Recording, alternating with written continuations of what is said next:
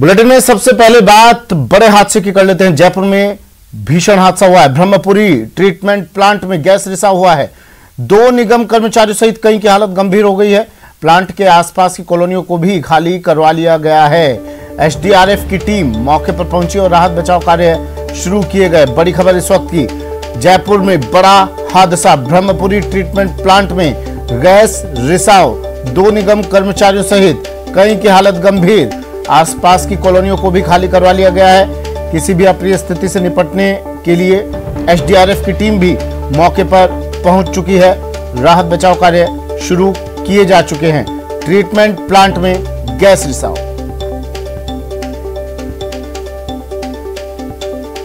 बड़ी खबर जयपुर से, राजधानी जयपुर में बड़ा हादसा हुआ है। ब्रह्मपुरी ट्रीटमेंट प्लांट में गैस रिसाव हुआ और इसकी वजह से कई कर्मचारियों की हालत गंभीर। प्लांट के आसपास की कॉलोनियों को भी अब खाली करवा लिया गया है।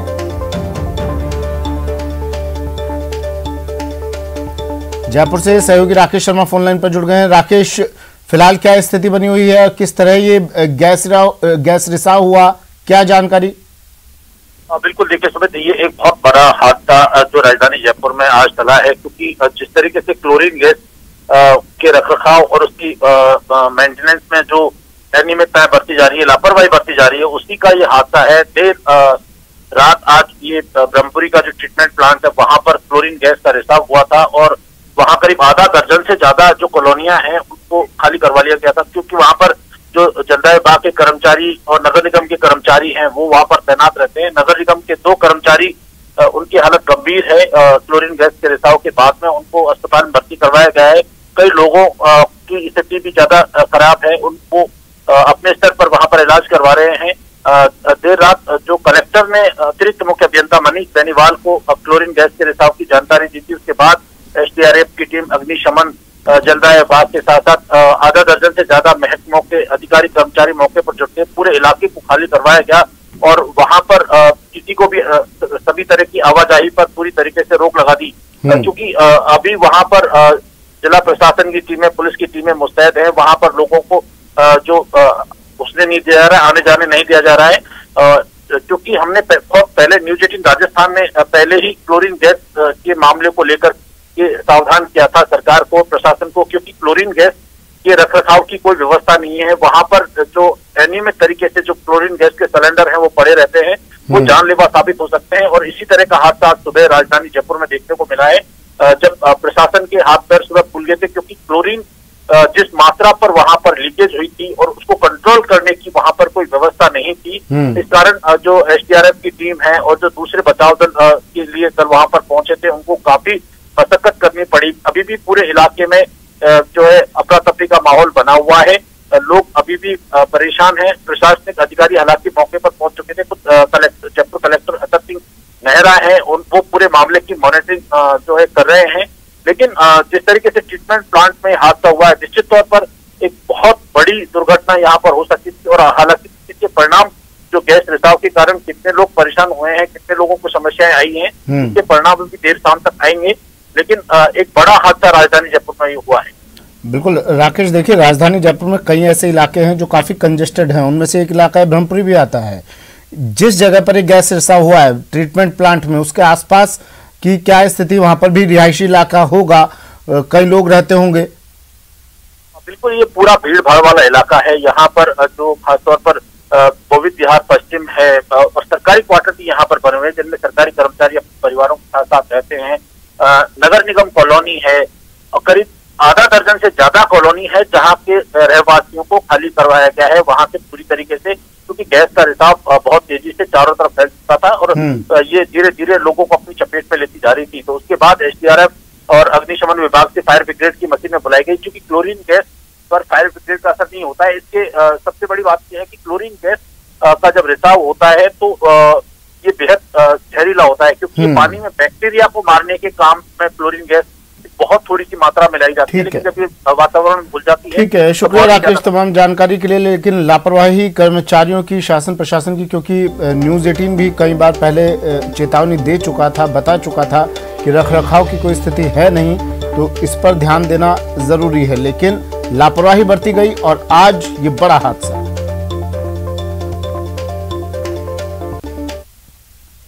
और एक और बड़ी खबर आ रही है। भरतपुर सांसद रंजीता कोली की गाड़ी पर देर रात अज्ञात बदमाशों ने हमला कर दिया।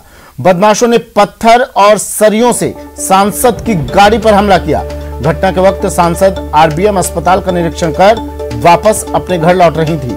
सांसद को रात में ही आरबीएम अस्पताल में भर्ती करवाया गया। घटना के दौरान सांसद की गाड़ी में सांसद का निजी सचिव और एक सुरक्षा कर्मी सवार थे। करीब आधा दर्जन से ज्यादा अज्ञात बदमाश स्कॉर्पियो में सवार होकर आए थे। पुलिस जाब्ता मौके पर पहुंचा और सांसद से हालात जाने और चारों तरफ नाकेबंदी करवाई गई, लेकिन अभी तक बदमाशों का कोई सुराग नहीं मिला है। बड़ी खबर, भरतपुर से सांसद रंजीता कोली की गाड़ी पर हमला। ये एक्सक्लूसिव तस्वीरें टीवी स्क्रीन पर। देर रात अज्ञात बदमाशों ने हमला किया, पत्थर और सरियों से हमला किया गया। हादसे के वक्त गाड़ी में सवार थी सांसद रंजीता कोली, निजी सचिव और एक सुरक्षा कर्मी भी गाड़ी में सवार थे। दौरे पर निकली हुई थी। रात के वक्त अस्पतालों का जायजा लिया जा रहा था। दरसौनी गांव के पास की ये घटना है।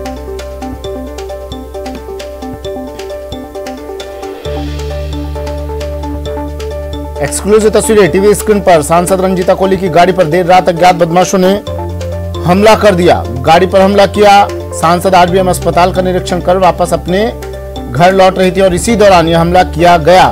आरबीएम अस्पताल में भर्ती करवाया गया है। दीपक पुरी मेरे सहयोगी भरतपुर से फोन लाइन पर जुड़ गए हैं। दीपक, क्या अपडेट और पूरे मामले के बारे में बताइए। जी सुमित, देखिए मैं आपको बताना चाहता हूं कि जिस तरह से सांसद जनप्रतिनिधि के नाते कोरोना काल में लोगों की सेवा कर रही थी, जगह जगह जाकर के जरूरतमंद लोगों को राहत सामग्री वितरण कर रही थी, तो ऐसे ही उनका एक क्षेत्र में दौरा था। रूपास होते हुए वो देर शाम आरबीएम अस्पताल पहुंची, जहां जिज्ञासा साइनी पीएमओ के साथ उन्होंने अस्पताल का निरीक्षण किया और अस्पताल के निरीक्षण के बाद उन्होंने मानस बनाया कि और भी जगह जो सीएचसी हैं उनका भी निरीक्षण किया जाए। तो वो नेशनल हाईवे से गुजरते हुए बैर सीएचसी का निरीक्षण करने के बाद अपने घर वापस लौट रही थी। तो वो हाईवे पर निकलते हुए उन्होंने कहा कि हम बैर सीएचसी का निरीक्षण करेंगे। तो जैसे ही नेशनल हाईवे से वो बैर की तरफ मुड़ी तो एक अज्ञात बदमाश एक स्कॉर्पियो में सवार होकर के आए थे और उन्होंने सांसद की गाड़ी पर सरिये और पत्थरों से ताबड़तोड़ हमला कर दिया। लेकिन जो सांसद के निजी सचिव से उनकी सूझबूझ से कहीं ना कहीं उनकी जो जान है वो बच गई, क्योंकि पास में ये गांव था। तो सांसद के जो निजी सचिव थे उन्होंने वो गाड़ी गांव में घुसा दी और गांव में जब 2-4 लोग थे तो उन्होंने हल्ला मचाया और आसपास में जो लोग इकट्ठे हो गए। तो ऐसे में जो बदमाश थे वो उन्होंने सोचा कि अब गांव है, लोग जाग गए, इकट्ठे हो गए आसपास में, तो गांव वो मौके से बदमाश फरार हो गए। लेकिन जिस तरह से सांसद पर हमला किया गया है, जान से मारने की नीयत से ये हमला किया गया था। ईंट और बड़े बड़े सरियों से वार किया गया था। सांसद की जो गाड़ी है वो भी क्षतिग्रस्त हुई है। इस दौरान पूरे घटनाक्रम के दौरान सांसद है वो बेहोश हो गई। सांसद के निजी सचिव ने एम्बुलेंस को फोन किया गया था और पुलिस को फोन किया था, लेकिन पुलिस भी काफी देरी से वहां पहुंची थी। सांसद के निजी सचिव ने हमें बताया कि हमने जिला कलेक्टर को फोन किया था, लेकिन 2-3 बार जिला कलेक्टर को फोन करने के बाद उन्होंने फोन नहीं रिसीव किया। तो उन्होंने फिर राजस्थान होम सेक्रेटरी को फोन किया। वहां से फोन करने के बाद में जब कलेक्टर ने उनका फोन का जवाब दिया, तो इसको लेकर के कहीं ना कहीं उनमें नाराजगी भी जताई गई है कि ऐसे जनप्रतिनिधि के साथ रात को घटना होना और एक जनप्रतिनिधि का फोन ना उठाना, तो इसमें कहीं ना कहीं सांसद की नाराजगी है। लेकिन ये जो हमला हुआ है ये पूरी तरह जान से मारने की नीयत से हमला हुआ है।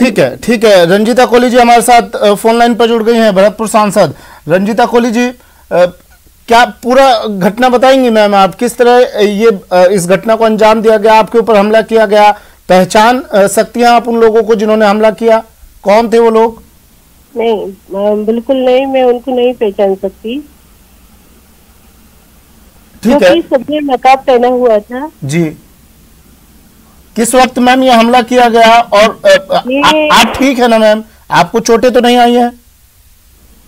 नहीं, अभी चोटें तो नहीं, लेकिन मेरे को घबराहट और तबीयत खराब है अभी। मैम, क्यों ये हमला किया गया, कुछ बता सकती हैं आप? कोई रंजिश पुरानी या फिर कोई नाराजगी लोगों की, संदेह किसी के ऊपर आपको? एक इस बारे में मैं इतना ही कहूंगी कि मुझे कुछ नहीं पता ये हमला क्यों हुआ है, क्योंकि मेरी किसी से रंजिश नहीं है और मैं एक साधारण परिवार से हूँ। जी। तो आप तो मैम रात को सिर्फ अस्पतालों का दौरा करने निकली थी, व्यवस्थाओं का जायजा लेने के लिए निकली थी, तो क्यों ये घटना, इस घटना को अंजाम दिया गया? किस वक्त की ये घटना है मैम? कितने लोग थे वो? ये 11:30 की घटना है और वो 5-6 लोग थे। ठीक है। आप अस्पताल का दौरा करके निकली थी उस वक्त? हाँ, RVM अस्पताल का दौरा करके निकली थी और मेरे सहयोगी थे, उन सब ने बताया कि 5-6 दिन में तो घटना देखते ही बेहोश हो गई थी। अच्छा, आपके साथ कौन कौन थे उस वक्त मैम? मेरा भाई था, सेक्रेटरी था, POO था। अब आपने शिकायत दर्ज करवाई होगी, कोई कार्रवाई हुई इस पर, पहचान हो पाई उन लोगों की? अभी ऐसा कुछ नहीं हुआ, शिकायत या क्या अभी नहीं करवाई है। ठीक है, शुक्रिया मैम हमारे साथ जुड़ने के लिए। रंजीता कोहली जी, भरतपुर सांसद, हमारे साथ फोन लाइन पर जुड़ी, बता रही थी कि जब ये हमला हुआ उसके बाद रंजीता कोहली जी घबराकर बेहोश हो गई थी, इसलिए इन्हें इतनी जानकारी नहीं है। अस्पताल में इन्हें तुरंत भर्ती करवाया गया। न्यूज़ 18 पर ये एक्सक्लूसिव तस्वीर आपको दिखा रहे हैं। इनके साथ कुछ लोग मौजूद थे, 4 लोग बता रहे हैं, 4 लोगों ने इन पर हमला किया। अस्पताल का दौरा कर ये वापस आ रही थी, घर की ओर लौट रही थी। RBM अस्पताल का निरीक्षण कर वापस अपने घर लौट रही थी। इसी दौरान कुछ अज्ञात बदमाश आए, आधा दर्जन से ज्यादा, हालांकि खबरें भी आ रही हैं कि आधा दर्जन से ज्यादा बदमाश आए, स्कॉर्पियो में सवार होकर इस वारदात को अंजाम दिया।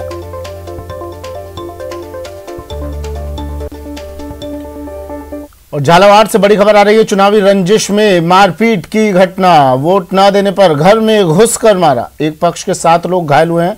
4 नामजद आरोपियों पर FIR दर्ज करवा दी गई है।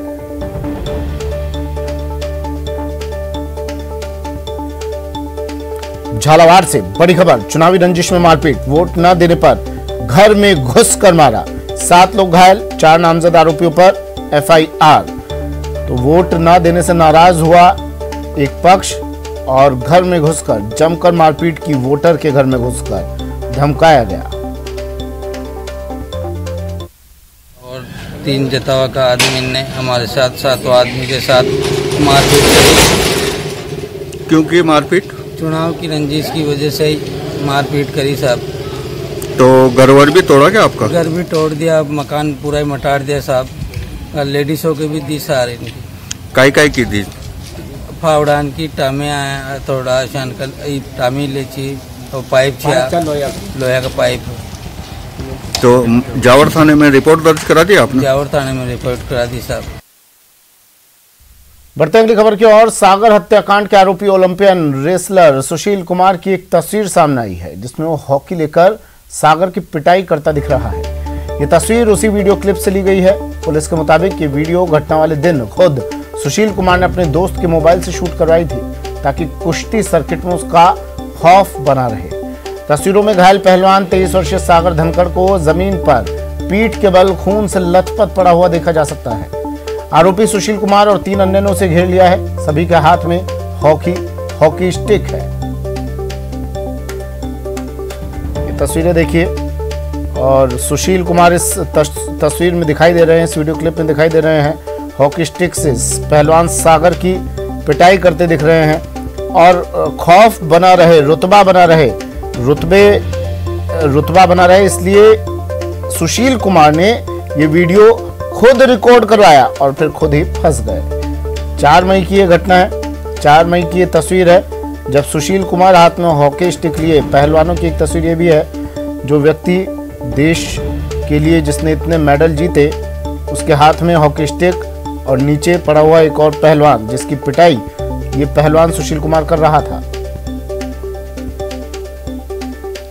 बढ़ते अगली खबर की और, खबर सीकर से। सीकर में सुबह बाइक सवार एक पति पत्नी को ट्रक ने टक्कर मार दी। टक्कर के बाद गंभीर रूप से घायल हुई पत्नी करीब आधा घंटे तक सड़क पर पड़ी रही, लेकिन कोई भी वाहन चालक उन्हें अस्पताल ले जाने के लिए तैयार नहीं हुआ। लोग वहां से गुजर रही गाड़ियों को रुकवाते रहे, लेकिन कोई नहीं रुका। आधे घंटे तक एम्बुलेंस भी मौके पर नहीं पहुंची। इस दौरान उनका 3 साल का बच्चा पास में बैठकर रोता रहा। आखिरकार पास ही स्थित घर की महिलाएं वहां पर पहुंची। उन्होंने अपने परिवार के एक युवक को जगाया और वो अपनी कैंपर गाड़ी लेकर पहुंचा। उसके बाद उन्हें अस्पताल पहुंचाया गया। उन्हें अस्पताल के लिए रवाना करने के बाद 108 एम्बुलेंस भी पहुंची। जानकारी के मुताबिक सीकर के रामू कबास तिराहे पर बाइक को ट्रक ने हल्की टक्कर मार दी, जिससे बाइक अनियंत्रित होकर गिर गई। बाइक पर सवार सीकर के गोहाला गांव के रहने वाले रामराज सैनी और उनकी पत्नी सुपेंद्र घायल हो गए। पत्नी के दोनों पैर बुरी तरह से चकनाचूर हो गए थे और वो सड़क के बीच में पड़ी रही। मौके पर कई बाइक सवार और ट्रैक्टर चालक रुके, लेकिन उनके पास उन्हें अस्पताल ले जाने का कोई साधन नहीं था। लोगों ने कई ऑटो और पिकअप वालों को भी रुकवाया, लेकिन कोई अस्पताल ले जाने के लिए तैयार नहीं हुआ। इसके बाद कैंपर गाड़ी से दोनों को अस्पताल पहुंचाया गया और बच्चे को भी साथ में भेजा गया। सीकर में रफ्तार का कहर।